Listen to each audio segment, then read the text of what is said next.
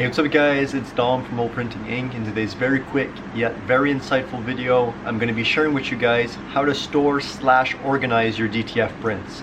My name is Dom, I own Whole Printing Inc. I've been in the printing industry for years. I've worked with many big corporations and my only goal is to help you on your printing journey. Now, without wasting any time, let's get right into today's video. So pretty much right now what we're doing is we're removing all of the prints that we currently have, and we're going to be throwing out what is no longer useful. That's going to be the first step. Once that step is done, I'm going to show you an example of how we like to organize our print. Let's say this company, right? They have a bunch of different variants. As you can see, this is smaller, this is bigger, this is actually a sponsorship we did with them, this is for hats, this is for polos on the sleeve, this is for hats again, polos, this is for custom hoodies, this goes on the front, this goes on the back. As you can see, for this specific order, it can get quite overwhelming on how I should store these prints. So what I'm doing for an order like this is I'm going to be cutting up all of these hat prints, putting them inside something like this and labeling it, let's say, the company name or a number, and have a, let's say, 1.5, and 1.5 would be my hats. 1.2 would be my hoodies. Ideally, what I'm trying to do here is organize everything in a simple manner, which if I'm saying to myself, okay, I need the prints 1.5 because the 1.5 prints goes on hats, it's easy to retrieve once they're in storage, right? So this is for a complicated client which has multiple different variants of their logo.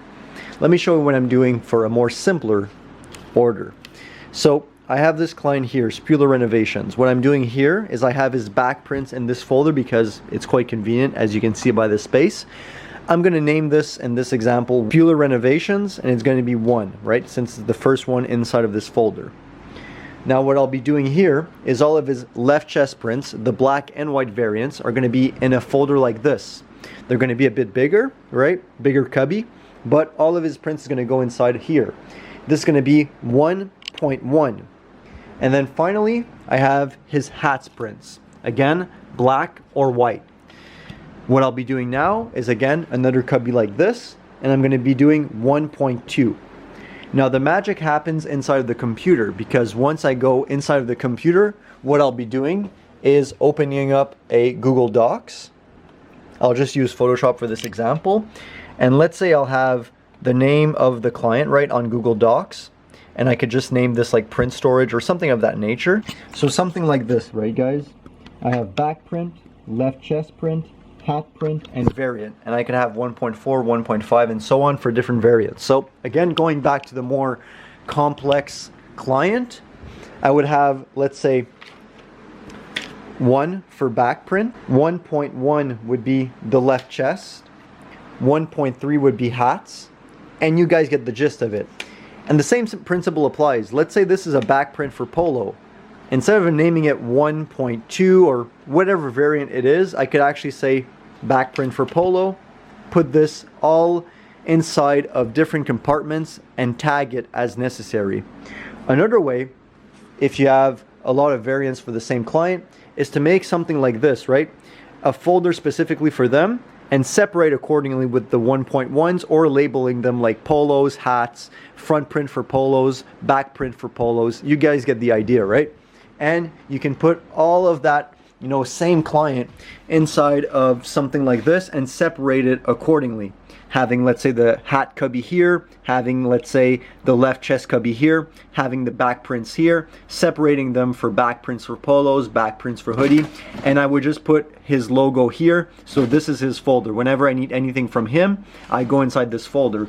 And if ever the prints don't fit there, I could put some of the prints there, as long as I have some sort of system to memorize, okay, he's number 8 and all of his variants are 8.1, 8.2, all the way to 8.9, right? So you're just basically trying to minimize the looking for the prints. Even though you might have to divide them in different sections, you might have some there, you might have some here, right? In this example, as long as you put some numbers associated to whatever specific logo you're looking for, you should be able to find it no problem.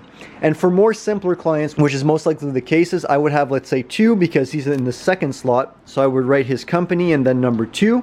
And then for his front prints, like the left chest, I will write number 2, put it inside a cubby here. So if I'm like, okay, I have his back prints, number 2, I'll go look over here, and let's say I have 1 to 20 inside this folder. I can just search and find number 2, right?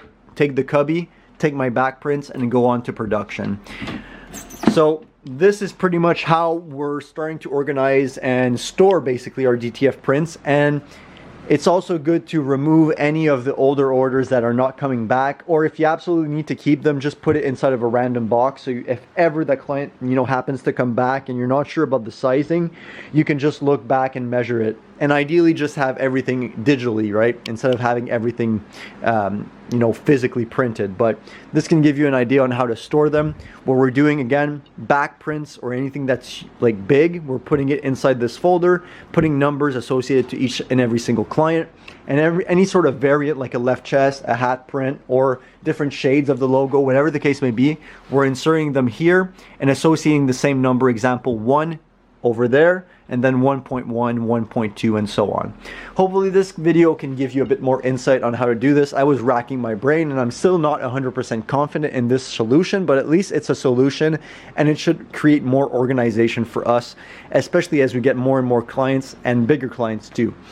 So hopefully you guys found this video somewhat insightful. If you did, make sure you leave a like, comment down below, and subscribe if you're new. If you want to see more videos on organization, make sure to let us know in the comments down below, and I'll be sure to make an updated video. Thank you guys so much for watching. This was Dom from Whole Printing Inc. Make a print you'll never forget.